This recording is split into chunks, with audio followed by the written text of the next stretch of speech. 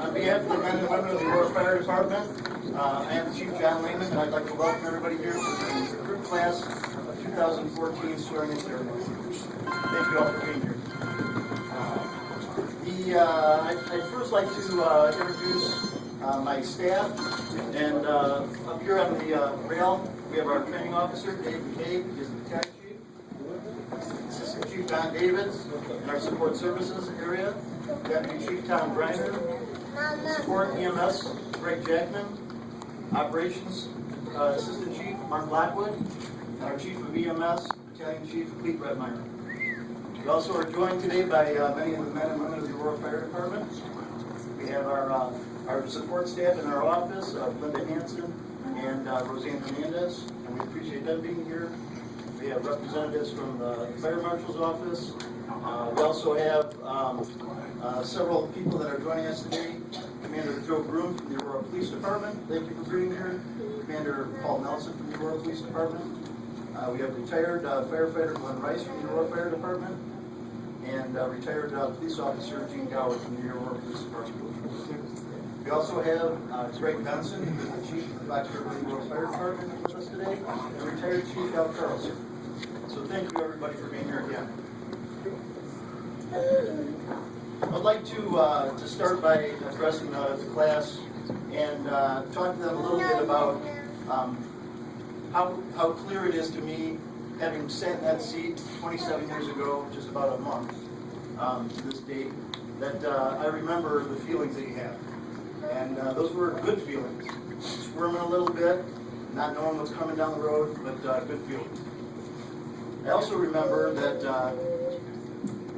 prior to this date, I was 22 years old, and had a lot of adventures in life that resulted in a career in the fire service, but never planned on being there. I had always been known as Shea Lehman, never John, always Shea. I was John Shea Lehman Jr., and there's a couple of juniors in the class here today. When I came to the Aurora Fire Department, I went through much of the same stuff you guys just did, filling out paperwork, working with HR, doing all those documents, being handed uniforms and hardware. And when those came, the name tag said John Lehman. I'd never been known as John Lehman before in my life. So at 22 years old, my name was changed. And I had 111 people at the time that I would have needed to go around and tell that that was not really my name, and that wasn't going to happen. So I assumed the name of John Lehman. And my mom and dad, sitting in the audience as we got sworn in, could not understand why I chose to change my name at 22 years old. And that, she's still upset about that to this day. But I answered to a lot of names. So what I'd like to ask is, as we go down the road here, Christopher, would you like to be known as Christopher or Chris? I'm sorry. Chris. Chris. Okay. And Michael. As Mike or Michael? And Lucas. Okay. And Javier. Good. Jeffrey? Jose? Eduardo. Okay. That's the reasons for because otherwise it would be Jose for the next 30 years. Zachary? Okay. And Michael? Very good. Somebody make sure you take note of that. All right. The next thing I would like to do is I would like to say congratulations to you for making it to this point, okay? Because there's a lot of people that apply for these jobs, and those people are not sitting here today, but you folks are. And it's a testament to your credentials, it's a testament to your ability to do well on our tests, it's a testament to your experiences that you've had. And that test that I just gave you was one of your first ones, and that's the fact that you've got a nice firm handshake. You don't do any dead fish around here. All right. We do have a lot of experience with group. We have, I shouldn't say experience, I should say we've got a well-trained group. We don't know what their experience level is yet. But when they came together this morning at 8 o'clock over in our training room, that was probably the first time any of these gentlemen have met each other. After they continue through their course of training, they're going to become a very, very well-honed, fine-tuned machine and a team. And that's always a good thing to see. Okay. But we have, out of these gentlemen, we have 7 of them that are paramedics already, which is a very, very good thing for us. We have all of them that have previous fire training, which is also a good thing for us. However, we still believe very, very seriously in the fact that all of these gentlemen will continue on through the Firefighter 2 Academy. Even if they're already certified in that Firefighter 2 category, they're going to continue through our category because we feel it's very important that we put these folks through the kind of rigors that we feel are important and that we see you work as a team. Because up until this point, you've been acting individually in all different organizations. We want you acting as a team in our organization. We want you understanding the way that we do things and the way that we would like to have you trained. And so that, the fact that you're still certified as Firefighter 2s will be fine. You won't have to take the state test, but you're going to go through that academy. All right. I've got a couple thoughts here, but before I do that, in your programs, you'll see that to the left of each one of the gentlemen's names is a badge number. I'd like to explain that to you. That badge number, so for Christopher, the badge number, Chris, that badge number is 587, all right? 587 represents Chris's position in our organization since its inception as a career fire department. He is the 587th firefighter ever hired by the Aurora Fire Department. That's that kind of grounds us, lets us know where we are in the organization. My badge number is 376. I wear my badge number here. I wear my badge number on all my different pieces of uniform. That makes me understand where it is that I fall in this organization. That's important. The history that we learned this morning, the history that you saw demonstrated this morning, is something that we hold very important to us. And so that badge number was created when we did our 150th anniversary. We went back and through the help of David and Debbie here at the museum, they did all the research necessary to determine exactly who those people were. Adam Schoberlein, who was the very first career firefighter here in the city of Aurora, was badge number 1. And then we marched on through there. And you folks will have a chance to see the wall that we have over at the Central Fire Station when this day is when your time here is over, and you'll be able to see those names listed on the wall. And once you guys pass your recruit academy, then your name will be listed on the wall also with your entire class. And hopefully it'll be this entire class. All right. So some thoughts that I've had as I've gone through my career in the fire service. That these are things that we find really good about the job. The reason that we love this job is that we get immediate results from the things we do. We go to a house that's on fire, and either we put it out or it burns down. We see immediate results. Somebody's sick and calls for help, we go, either they get better or they get worse, and we transport them. But we know right up front whether we've done good or bad. And that's a very, very good thing. It's something that not everybody gets in this life. Not all people see that kind of work or results from their work. I'll tell you from experience that sometimes it's good and sometimes it's bad, because you see that what I did not help the situation. But hopefully, more often than not, you see that what you did had a positive result. We get feelings of satisfaction from what we do. It's the reason that a lot of us have gone into this occupation is because we want to be able to help. And it's satisfying to be able to help your fellow man. We get to drive big trucks with flashing lights. That's a fun thing every once in a while. But make sure you do it safely. We get a feeling of pride when hard training and dedication pay off in calm and organized action under adverse conditions. What a great feeling it is when you are a trained person, a master of your craft, and you get tested on that and come out feeling very good about the way you handle that situation. What a great feeling it is to operate with a team of individuals, a team of players, and then come out with a very positive result and be able to help your community. Those are the benefits we get from our job. We have a bond between brothers and sisters. It's much like that of combat soldiers. And that bond is very strong. We're family. We eat together. We sleep in the same bedroom. We shower in, facilities, men and women separated. We socialize together on our days off, and many times you might spend more time with the firefighters that you work with than your own family. In a traditional job, you go to work, you wake up in the morning, you go to work for your 8 hours, you come home, and you might spend 4 hours of quality time with your family before everybody goes to bed. In this job, you spend 24 hours with these people, from 8 a.m. until 8 o'clock the next morning, and then you go home, and your family's doing whatever they're doing. So you might end up spending more time with these folks than you do with your own family. That could be a good thing, and that could be a bad thing. It all depends on how you like to go. Like brothers and sisters, sometimes we fight. A lot of times we joke around, and we always protect and watch out for each other. We always watch each other's backs. This is the best job in the world. It's made up of many experiences, and through having those experiences is how your career is defined. I wouldn't trade any of those experiences for anything, because they all have helped me to become a better firefighter. Good experiences or bad experiences, positive outcomes or mistakes, they all make you into developing yourself into a good firefighter. Some things aren't so pleasant in this job. We're not going to sugarcoat it. It's not something that has really positive things that happen every day. You're going into people's lives when they're having the worst day of their whole life, and you come in to try and make it better. It doesn't always happen. But the reality is that sometimes bad things happen.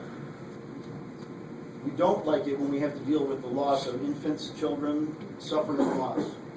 We don't like it when we have to witness the self-destructive behavior of some and the results of the recklessness of others.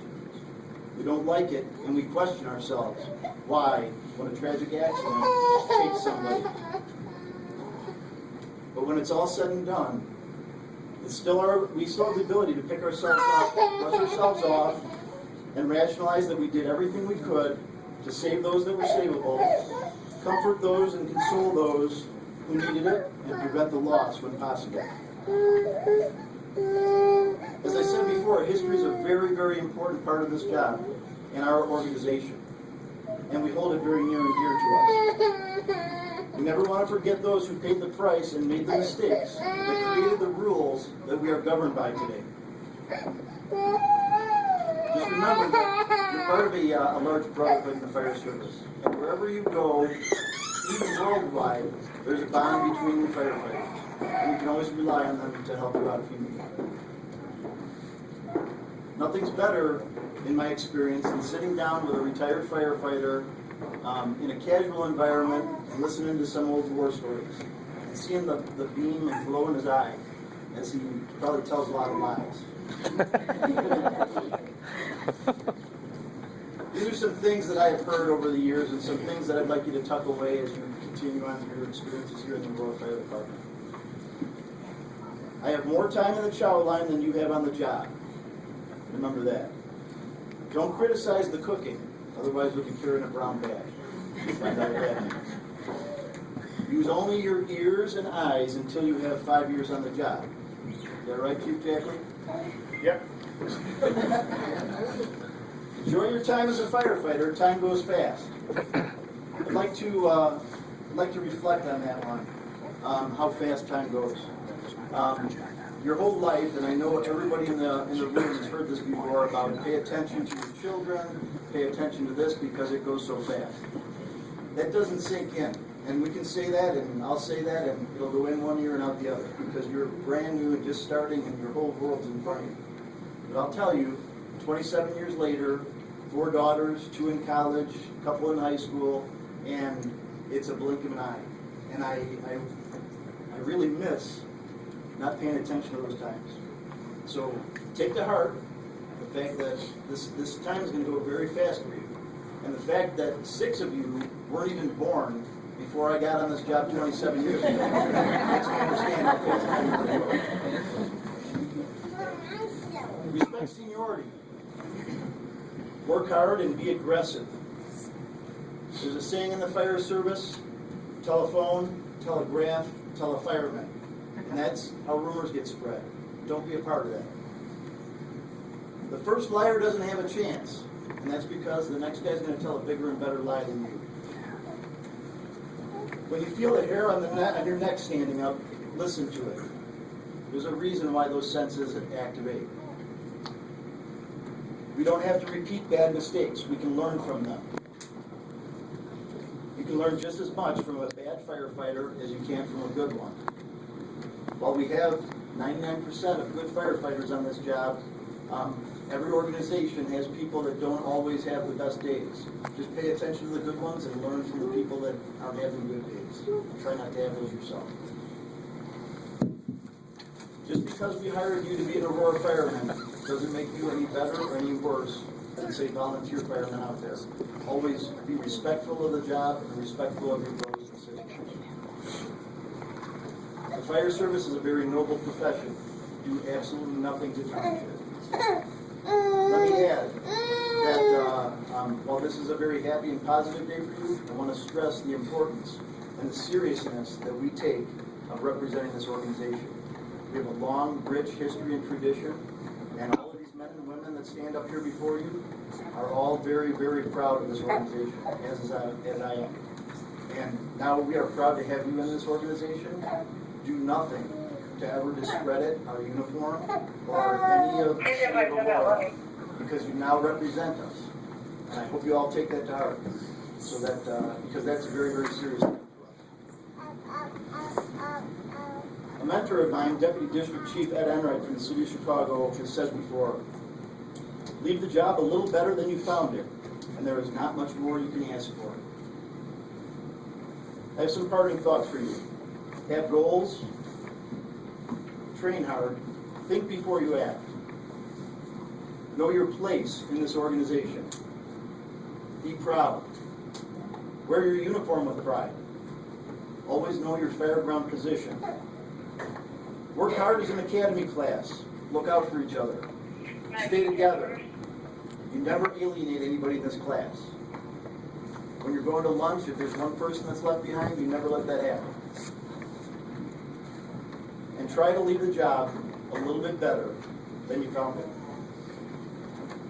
I hope that you would stay safe and achieve your goals and have a positive impact on the fire service and on the City of Aurora Fire Department. Thank you very much.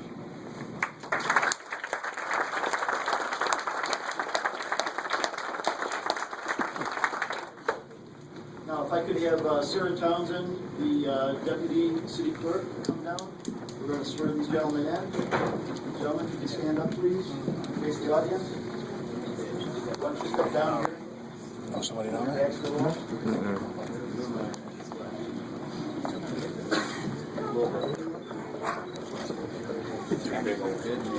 Get right there.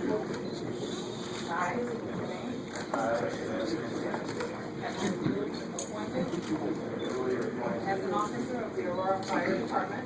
As an officer of the Aurora Fire Department. Of the City of Aurora. Of the City of Aurora. Do solemnly swear. Do solemnly swear. That I will support the Constitution of the United States. That I will support the Constitution. And the state of Illinois. And the state of Illinois. And that I will faithfully discharge the duties of my office. And I will faithfully discharge the duties of my office. According to the best of my abilities. According to the best of my abilities. So help me God. So help me God. Congratulations.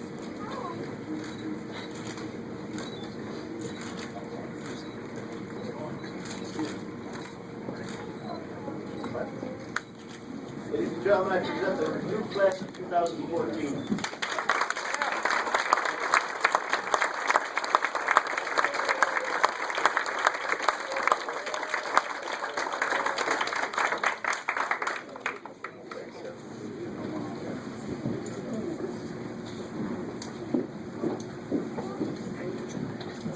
To conclude, I would like to say thank you very much to Linda and Roseanne. They worked very hard on setting these ceremonies up for us and on all the things involved in doing the backgrounds for these candidates.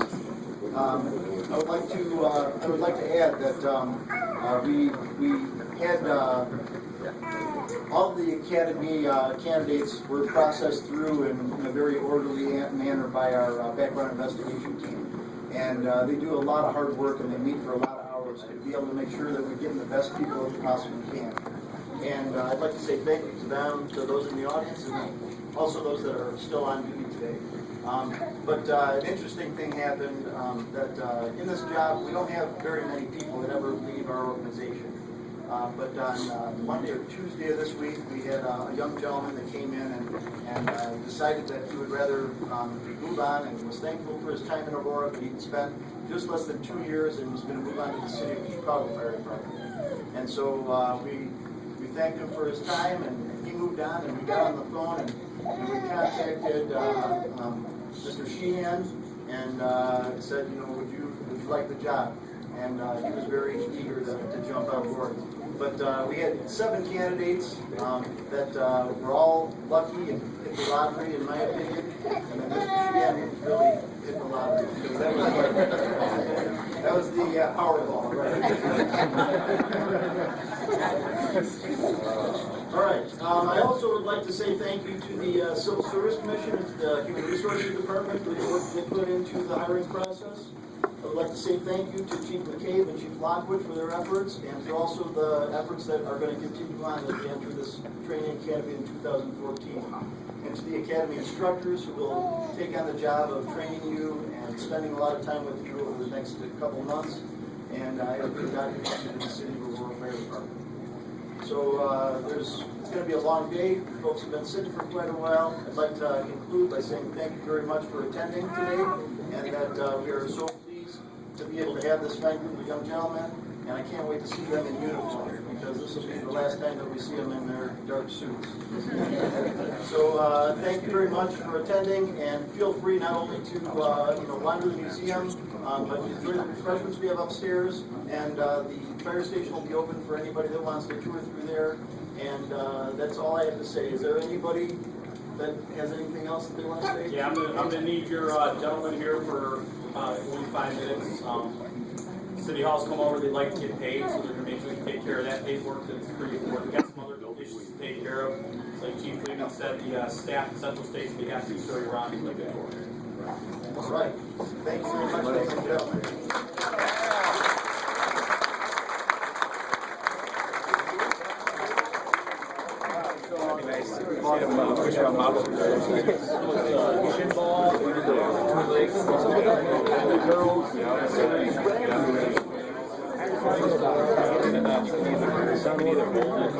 I've got a picture.